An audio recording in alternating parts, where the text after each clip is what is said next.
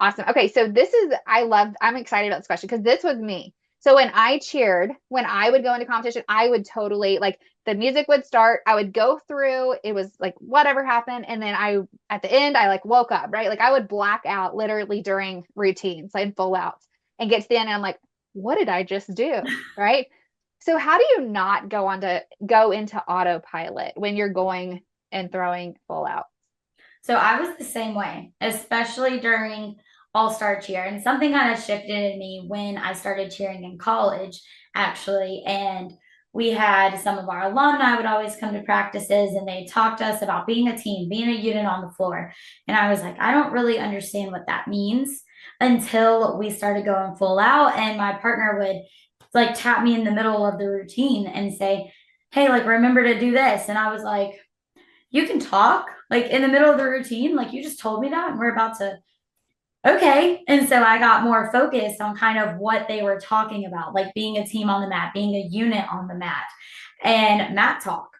Just finding someone, looking at them and telling them, if as simple as you got it, to a cue that they kind of need to remember during the routine. So if a person, they go to throw their tuck and you know that sometimes they forget to set, and so it freaks them out a little bit. And so you tell them like, hey, remember to set, you got it, in the middle of the floor. It brings that connection and gets you focused and hyping up your teammates, building their confidence. And you're also staying in tune and rhythm with your team.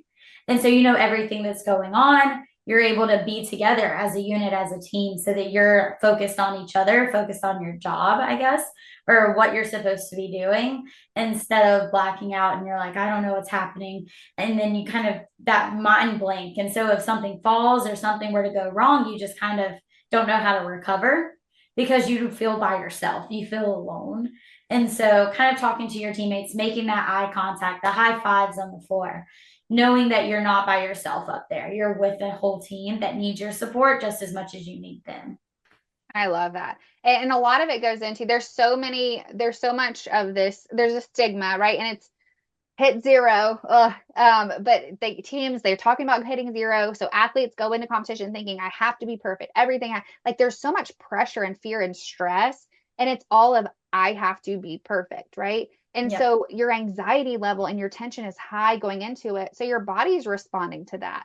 And then it's like focus, focus, focus, but it's focused on this like bad stuff that can happen, making Right. mistakes, right? That's what hit zero means is like no mistakes.